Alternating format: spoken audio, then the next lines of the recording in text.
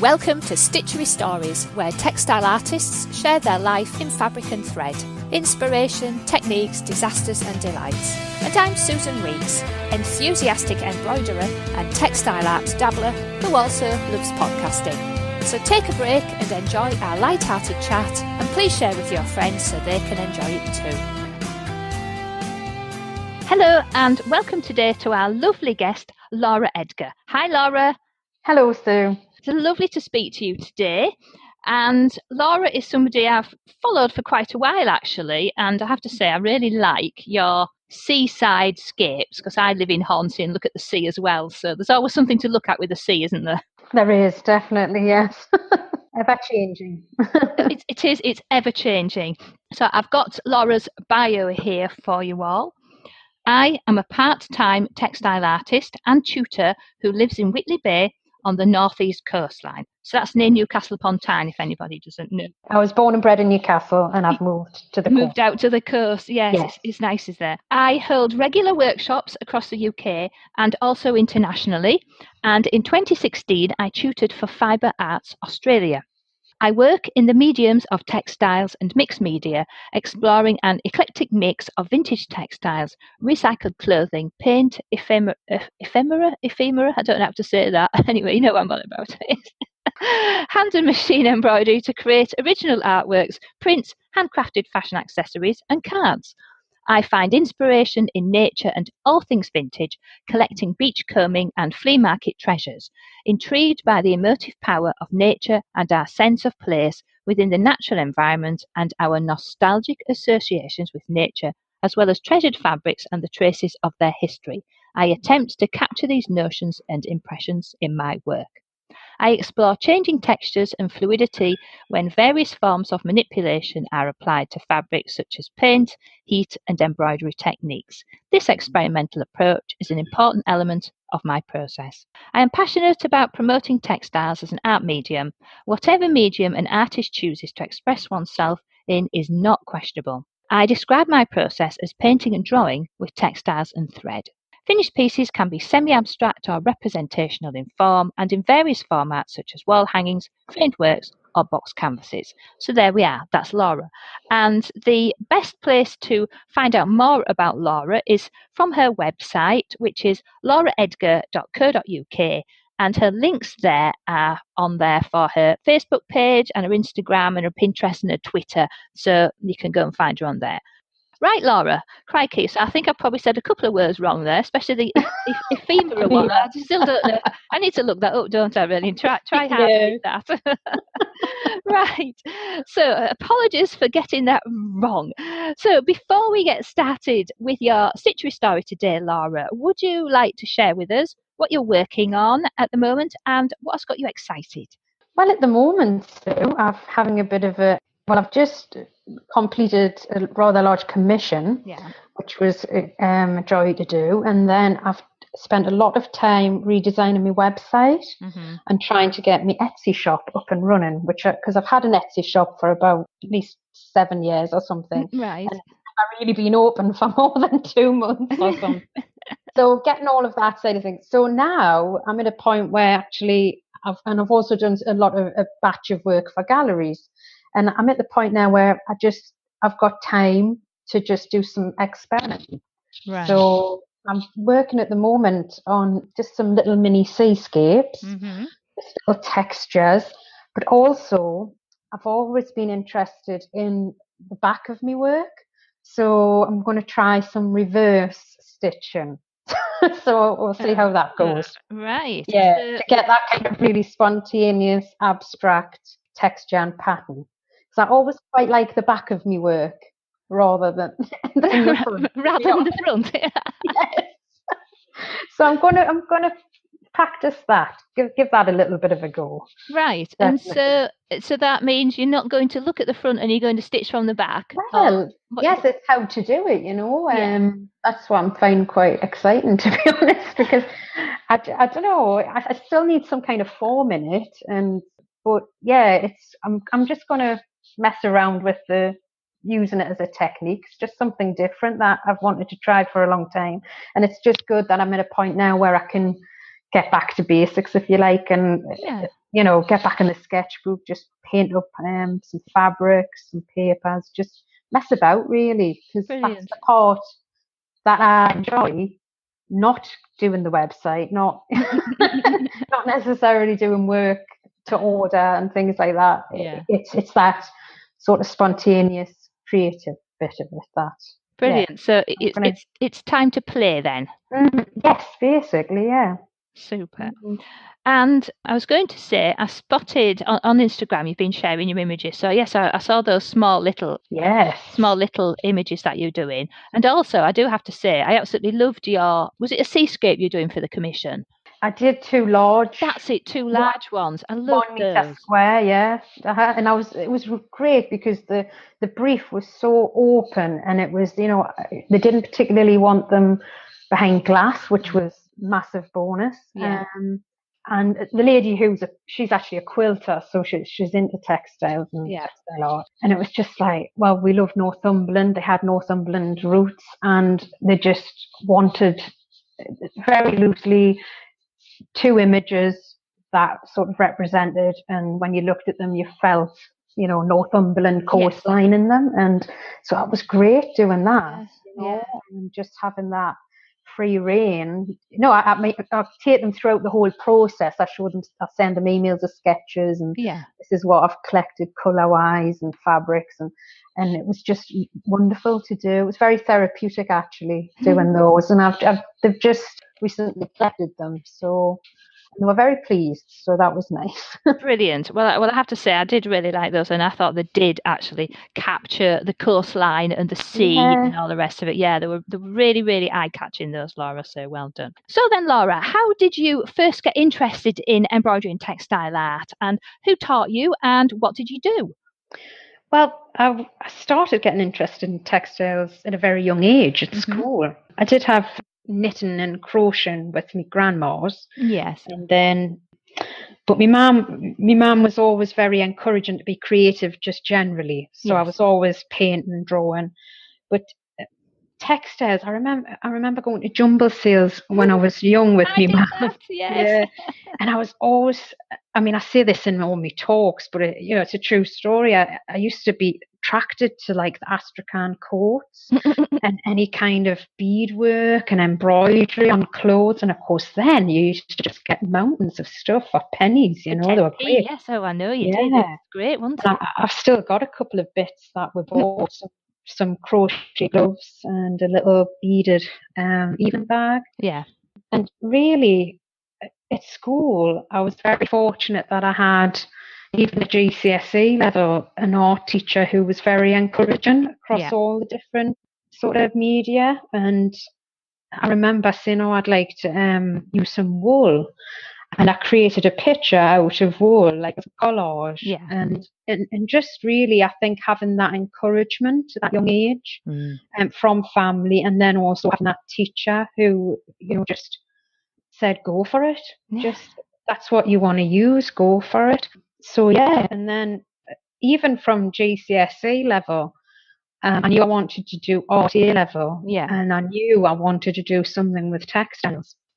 And of course, at that age, you think, well, what would the career be? What am I going to do afterwards? What's the sort of the avenue I'm taking? And the path. And I did textile design at Nottingham Trent University, which was brilliant. Yeah. And I focused on embellishment, embroidery fabrics for women's wear, which is what I did when I left uni. I did that for a few years freelance. Yeah. Because it's not regular money. Yeah. And things like that. So it's not something that I could sustain for whilst having a family and everything. But it was always there, just very early on, and Nottingham was my first choice, and and I got to go there, which was brilliant. We have some really good textile courses in this country, I think, so we're very fortunate. I think so. I know when I go to like the knitting and stitching show, I kind of go around at all the college courses and some of the costume ones and stuff, and I kind of like drool and think, oh, I wish I'd done that when I was. But thing is, I went to was just saying, I went to Newcastle Poly in 1984, and there didn't seem to be really many textile courses around. Oh, to be quite honest, I probably never even looked, because it was like, right, you're going to go to university, you're going to get yourself a proper job, blah blah. So I did business studies. But I do look now and think, oh wow, all those really interesting courses. But I'm still a bit of a technology boffin at heart anyway, so I'm not. I like doing my textile art, my embroidery and stuff. But I'm not I would never describe myself as an artist. A dabbler is what I say, and that's what I enjoy doing. So maybe I was better off at technology. Well, I mean, even then, they didn't. I mean, the courses seemed like brilliant and everything, but now they've got such a vast range of more sort of textile art based courses as well, not design or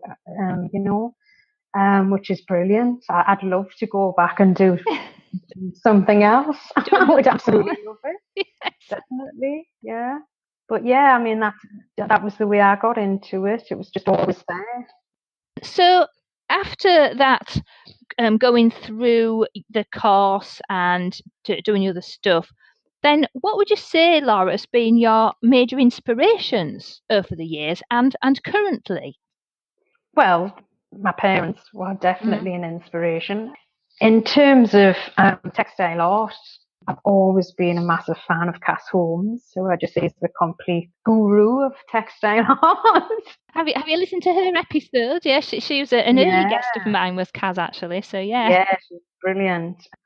I mean, I've always had a very big interest in art in general, and I've just always been a fan of Impressionist art, and I think that's influenced me work with textiles a lot. Fashion, Alexander McQueen. I mean, just the list's endless, really, to be honest. I mean, locally, when I was at school, I studied a local textile artist called Paddy Killer, who does very intricate, wonderful art. Quilting. Yes. Oh, I just absolutely love her. I've got some book. I've had it a long time. Yeah, her. She did a waistcoat and all sorts of things based on like Wallington Hall and all over the place. Yeah, I just absolutely loved her stuff. Brilliant. Very, very detailed pieces. And actually, as part of my A-levels, I went to her house and interviewed. Oh, brilliant. And she was great, really inspiring. So, just an endless list, really, to be honest. And then there's the seaside as well. Well, of course, my actual inspiration for my work is, nature and just being out there in the elements. Yeah. And just changing skies, and it's just wonderful, you just, every time you go down the seafront, it's totally different. Yeah. But I do like that nostalgia that people have with, like my mum, who always lived in Newcastle, which obviously we're not that far from the coast, even in the city, but she loved to be at the sea, and she loved just looking at the sea. It was almost like a therapeutic effect that had on, and I'm very intrigued by that. How people, sometimes just going for a nice walk in the woods, but connection with nature and environment, and really how sometimes I think it's seen as separate, but actually we are nature. Yeah, that's very interesting. That's really true, and I think we all just feel better for going and having a walk and getting out of the house and just going for a walk. I know I'm a couple of minutes from the sea here, and if I'm not running, if it's not a running day, when I run along the seafront, then I'll go and walk along the seafront. And it's the same thing. You look at it and think, well, take a picture of that and think, good grief, Susan, how many more pictures of the sea are you going to take? Well, they're always different. Then there's the sky to have a go at as well, So yeah, definitely. That's the good thing about camera phones, you can just take pictures everywhere now, which is you just get that snapshot and it's stored for later use, which is great.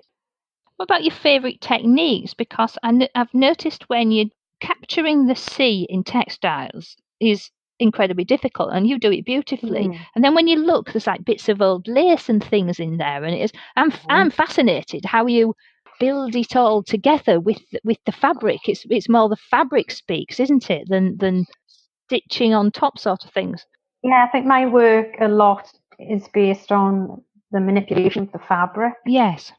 and there is stitch obviously, and that can be sort of decorative, but the fabric collage itself is, well, I like to think there's quite a lot of movement in it. Yes, very much so. And really that's just basic applique, I'm just stitching pieces down. But I was just talking to a lady at the Guild branch on Saturday actually, and I had a piece there which I took along that I was working on, and she said, "Oh, I love this, and look how you folded that. Oh, that's lovely. It's moving, the sea." And I laughed and I said, "I didn't fold it." She went, "Well, have you got that? Oh, look at that creases there. They're lovely." And I said, "Well, I'll tell you my secret. I keep all my fabrics in big baskets or little baskets. If they get small, tiny pieces to go in little tubs." Yeah. I said, it was like that when I picked it out. Yeah. Then that's the natural way that it creases when it's just stored in this. And I said a lot of my pieces, that's you're working with the way the fabric's already sort of formed, if you like. Yes. I mean, and obviously different fabric fold and crease in different ways, but I use a range of fabrics, like synthetics and natural fabrics, but a lot of my stuff's recycled clothes. That's what I use, I recycle. I get a lot of clothes given to me by people that I work with. All right, yeah. In the office, a lot of linen trousers come my way. So. But it's just, I find that quite interesting, and how fabric does crease and fold, and how it reacts when you do things to it, such as like with heat. Yes. I use a lot of heat manipulation, especially on synthetics, because you can get some lovely effects. Rocks, I tend to use just a lot of, just like awful backing fabric, that sort of satin nylon-y stuff. All right, yes. If you apply heat to that, you just get the most amazing rock formations. And obviously just all the different fabrics, just manipulating them in some way, painting, dyeing them, tearing them, just what happens when you do things to them. That's the fun of it, really, for me anyway. But I mean, basic applique, and what I like to term is needle painting. I try and go as fast as possible. I want it to be quite sketchy and quite spontaneous, and that can be really hard as well. That's not easy to do. Planning to be spontaneous is really hard, I think. Yeah, which going back to trying to work on the reverse, I'm hoping that brings some results where I think, wow, that's what I want. If I was looking at the back of mine, it's full of knots, and I know I shouldn't use knots, and people who are like the traditionalists will be cringing, "Oh God, don't use knots," but it's just a hideous habit that I've got into, and I just do it all the time now. Yeah, I don't do the far away thing that was taught. So that you have a far away knot and then you cut it off and tie it all neat and tight. I don't do that. I just have a nice big chunky knot on the back. A knot on the back. Yes. Oh, I like you. You use knots on the back of your embroidery just like I do. Yeah. But I'm not very neat, and it's when I try and do things at the Guild, and they're trying to teach me all the like far away knots and really neat thought about processes. What was that one? Oh, it was awful. Hardanger. Was it Hardanger you call it? Oh, is that one of the like on canvas square matching the I'm hopeless at things like that. That was really difficult, I find precise, neat stitching just no. I can't do it. Well, you can't do the sea with precise, neat stitching anyway, can you? Because the sea's not precise and neat, so there we are. No, you need to be more sketchy and free and open with your stitching. I'm tending to use a lot of hand embroidery now and just a little bit of machine. But of course, free machine embroidery, you can get some brilliant sketchy results with that, Yes. But I tend to just go between the two. I don't stick to one hard and fast. I'm only going to use machine. I just, whatever I feel the piece needs, I go with it. Johnny, good. So what would you say then has been the high point of your textile art and embroidery journey so far, Laura? Any kind of exciting bits that you want to share with us there? Well, I think going to Australia in 2016, because it was the first time I've been abroad tutoring, and also doing the workshops over like a residential sort of basis, just being able to take them through my whole process from sketching, painting up some fabrics and papers, getting, lovely spontaneous results, layering fabric and papers and painting, and then seeing what filters through to the back, things like that. Just doing that the whole part of it, then creating some work from that was great. Really enjoyed it. I mean, I'd love to do something like that again. Actually, I'm doing a similar shorter version in Scotland later in the year, so that should be fun, because obviously going to have some fantastic scenery up there. Exactly. So, not as hot as Australia though. Yeah. Were you there? Where were you? Was it hot where you were? It was there autumn when I was there. So like the April sessions, which I've got a couple of mates out there now doing it. But and I think recently being included in my first book, so that was good, by Maggie Gray, in the workshops on the web book, the Wow book, in December's issue. So that was a first for me, and just having to sort of put down in words the process, that was quite enjoyable. It was for Maggie Gray for D for Daisy book. And that turned out really well. I was chuffed with it.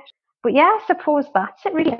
Just meeting the people I've met since I got back into my textiles. Since I've met some great like-minded souls, some fab people, and been at your guild meetings and things like that. And if you go and do a talk somewhere and you're just in a room full of people who get excited about fabric and thread like you do, and you feel sort of part of it.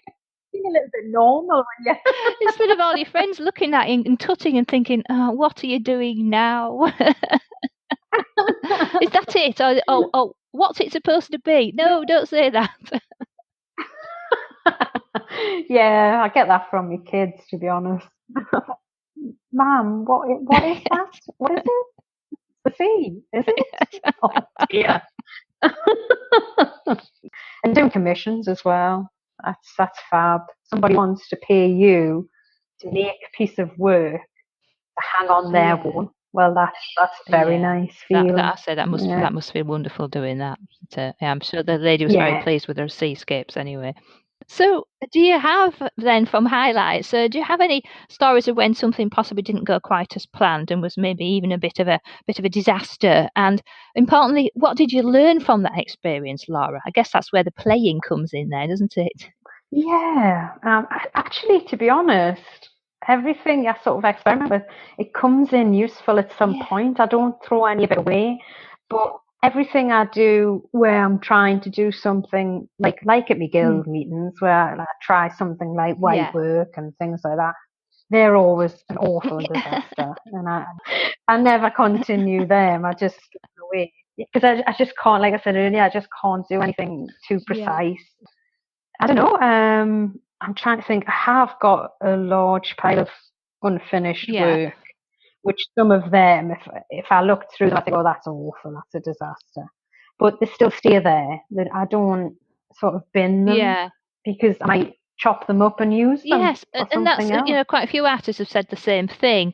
They'll either chop things up that maybe didn't go quite as planned, or just you didn't like, or to keep them as an example, even for workshops and so on, of, well, look, this didn't go very well, because quite often it's easier to explain kind of why something doesn't work or didn't go well than you can show it rather than talk about it, can't you, really? So that's always a useful thing. Every sort of demonstration piece that I do in workshops, I never really feel that I've done those properly, if you like. But I suppose you're doing them under, I don't know, the circumstances are, you're showing people what to do, but it never quite has the right feeling to it. And I'll say, oh, these are awful. And I'll be like, oh, I like that. I like what you've done. And you think, no, I don't like it at all. But you keep them as examples, but you think, oh, I wouldn't frame it or anything and put it in a gallery. But I think what's hard to do, what I find with a lot of work, I might overwork it. Right. Especially the canvases that I do with the paint on top. So I'll collage onto it an artist canvas. stitch into it, collage some more, paint some more, all kinds to it. So it's very easy to overdo them, overpaint something, or and in terms of the textile pieces, over embellish. You know, sometimes you just not every piece of the work needs embellishment, and it's getting that balance. It is, yeah. Somebody asked me, at what point do you stop? You know, it's probably more, as you say, more difficult to know when you're doing something, or to recognise rather, hang on a minute, I need to stop now, because if I do any more, it's now going to start going downhill. That's really hard. I just find that the most difficult part of it, to be honest. Is, and of course, when you work, if you're working to a deadline, then you've got to stop at some point. But you know, and then sometimes you look back at pieces of work and you think, oh, I should have done a bit to that bit, and I should have. But you've just got to make that decision and stop, because you just can't keep going on and on and on. And I think a lot of artists aren't happy with what they do, and it's just one of those things, you know. You could just go on forever. Yeah. At some point, you just got to draw the line, haven't you? Really, and say, right, you have, yes. It's done. It's done now. Now, you were saying that some of your kind of UFOs are because you didn't really like it. Have you got any particular classics that you're sitting there and they haunt you? Well, I've got quite a large pile of them, so I tend to forget about a lot of them, and then I look through and I think, ooh, dear, that's there. But I have got one, and it's some swallows over the dunes, and it was from well, I didn't manage to actually get a photograph because they were so fast, but I was a day out. It was a day out on Bamborough Beach years and years ago, and you know how they sort of they swoop around low to get all the bugs on the top of the dunes, and the flies, and I just was inspired by it, so I started a piece, and it's still there. And that actually, that one, interestingly enough, is half machine, half handwork. And I think it's the swallows I've done with the machine, and I don't know, I don't like it at all. But I won't bin it. It's still there. There's something I can do eventually, maybe. I don't know. To finish it, but that has been the longest, I think. Definitely. And you were saying before, you mentioned that you're part-time, and you mentioned about being in the office and stuff. So have you heard of the saying, beware of long-distance elephants? So those items that seem so far away but slowly creep up on you, suddenly they're looming large, and you wonder why on earth you said yes you was going to do it in the first place. So how do you manage to kind of juggle work and kids and all the rest of it, and still keep your projects on track and keep creative as well, Laura? Well, yes, it's difficult, very difficult. I'd prefer to do a lot less hours at the day job and more hours doing this, but unfortunately that's the way it is. So you've got to be organised, and I do have separate diaries for quite a few things. We have a calendar for all the children's stuff, the household stuff, and then I have just all my paperwork from the art stuff, you know, and I've got to be organised. In terms of, well, all the admin and everything, you know, you get a lot of emails, you get a lot of paperwork to do, in terms of your tax and everything, and you've just got to be, I've got to think ahead. But I think I'm quite an organised person anyway, but when it's something you don't enjoy doing, like website updates and things. Yes, that's been a bugbear, and I've just managed to get it changed. And there's still work to do on it, but it's like, really, that was put off for a long time, you know. But yeah, it is difficult. You've got to try and plan it. That's all there is to it. Yeah, just separate diaries and have everything in there. That's happening.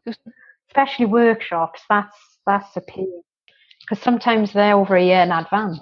Right. Yes. I've got a spreadsheet, you know, and I put on there what's coming up, what I've done, and because how would you remember from the emails, you know, because obviously you get email after email. So just a little bit of admin organisation, but I suppose the day job comes in handy for that, you know. So. calendars and things. There's always a positive, isn't there, out of everything? That's what I'd like to say. Yes. So good. You find your day job really handy for organising your art. Marvellous. Yes, and getting lots of free fabric off all my friends. All your colleagues. Everybody's button tin going and northeast, I guess. Oh, brilliant. You must have some lovely button tins then. I've got some amazing stuff, yeah. I bet you do. Oh, brilliant. I bet everyone goes, oh, so-and-so's died. Do you want their button tin? Do you want their threads? Do you want their this, that and the other? Yes, that does happen. Yeah, it does. I mean, we shouldn't laugh about it, but yeah, it does happen. But it's nice. I mean, I got a set of buttons once actually off somebody because her mother had died. They were family button tin and one set in there. Well, they were all loose actually. I put them together. I thought these are military buttons. Oh right, yeah. And I looked up the logo on there. The crest thing. Yeah. Yeah, they were, and I took them back to the guy at work, and I said, look, I think these are, if these are member of your family, then they're important and they should stay within your family. Yeah. And I said, it's such and such regiment. So I mean, sometimes people buy things, shops and cut the buttons off, but I just thought, if these are family heritage, and anyway, he took them back and he said, all right, and he looked through all the photos and found it was a great uncle, I think. On the horse with the outfit on, with the uniform on. So, they would have been, I wouldn't have used them anyway. I would have kept them. But I wouldn't have probably put them in any work. But still, they should stay within his family or at least go to a military museum or something like that. Yeah, because things like that, to have a set, you might get one or two lying around in bottom of tin somewhere, don't you? But oh, how lovely! Oh, that's really interesting. You find some little treasures amongst people's button tins. I know. Oh dear. So we've just been talking there about keeping things planned and kind of working ahead with workshops. So in terms of other future plans, Laura, what kind of plans and projects have you got on the go that you would like to share with us today for kind of future reference, so we can keep an eye out on what you're doing? Well, I'm just sort of trundling on, really. I've got nothing major. I have got my residential in October, and I've got a couple of talks and workshops, but not a lot, to be honest. Because last year I lost my mum last year, so I purposely obviously didn't have. I kept up to the commitments that I had booked in, but I didn't book anything else in. And so really, it's just starting to pick up now. I had like a good few months doing nothing. Well, actually, I've coming up to the Almouth Arts Festivals nearly in June. That seemed a long time away. That's creeping up. So there's an elephant for you. Prepare for that, definitely, because that's a little village up in Northumberland on the coast. Yeah. And it's a fantastic event. I've done it twice before. Oh, it's lovely. And it's brilliant, the whole weekend. You get given a venue. It can be in somebody's house. I've been in a church. I've been in the golf club. But actually, I've never been in somebody's house yet, so that could be the next thing. There we are, yeah. They open up all the venues, and it's a proper little arts trail, and it's great because it's such a range of different artists and things like that. And that's getting to speak to people as well about your work, and that's always a good thing. So when's that? In June, did you say, Laura? In June, yes, the 16th and 17th, I think. So I've got that coming up, and just a few workshops and things like that. Yeah. So I've been doing them more locally, just for ease for me. So. Yes, yeah. Well, the thing is, I think it's wise to think, right, hang on, I've had a major upheaval here. Yeah. Let's just kind of trim it back and do what I can feel as if I want to cope with, rather than overextending myself and then just getting all stressed and unhappy about it. I mean, when you have obviously go through something like that and you have the stuff knocked out of you, so. It absolutely does, yes. But hopefully by the end of this year, I'll be back on track. Well, it sounds as if you've still got things on the go anyway. You've done your book and you've got your workshops and everything. Yeah. So, yeah. And I try to be involved with my guild as much as possible. Yes. I'm fortunate to be asked to be included in, I think last year was the page 17. I did that one. Yes. I don't know what they're going to come up with this year. Time before that was the Capability Brown, wasn't it? That's right, yes. Well, I did both of those. That's the good thing about the guild, isn't it? Taking part in those kind of big exhibitions and things. I like doing those. And we've got a regional day coming up as well, so I tend to do some work for that and try and be involved in that as well. Yeah, that reminds me, I must get on with mine. Ours is in June and it's looming and I still haven't, I know what I want to do. It's been planned out for months. I haven't actually started it yet, but I really must. Mm-hmm. Yeah, I've just been working on that now. It's the Twinchies, isn't it? Is that the thing for your region or the other? No, we're doing, the hell are we doing? Votes for Women. And I think something to do with William Morris. I think. Yeah. I'm not doing that. I'm doing the Votes for Women one and something else that I've forgotten. But a flower. There's a flower as well every year. I think we're on flowers starting with H as well. So right. Yeah. It's quite a few different things to have a go. So I'm doing the Votes for Women one, but say it's all in my head, but it needs to get out of my head now and actually get into some fabric and thread before it's the night before and I'm panicking. Yes, definitely. Oh dear. Right, well that's quite a lot of things there, Laura. Anyway, it's enough for me, definitely. I think it's enough for anybody, really. There's a lot going on there. So thank you so much, Laura, for sharing your Stitchery story with us today. It really has been fascinating. Finding more about you and chatting on about things going on in the Northeast, because I lived there for a long time as well. So, and anybody wants to find out more about Laura, remember to go to her website, lauraedgar.co.uk, follow her on her various social media places, and also Laura will have her own episode on the stitcherystories.com website as well, and we'll share some of her work on there as well. So there we are. I think that's all the links. That's everything done. And I'd just like to say as well, we seem to have had a bit of a sound issue with clicks, and we can't work out why.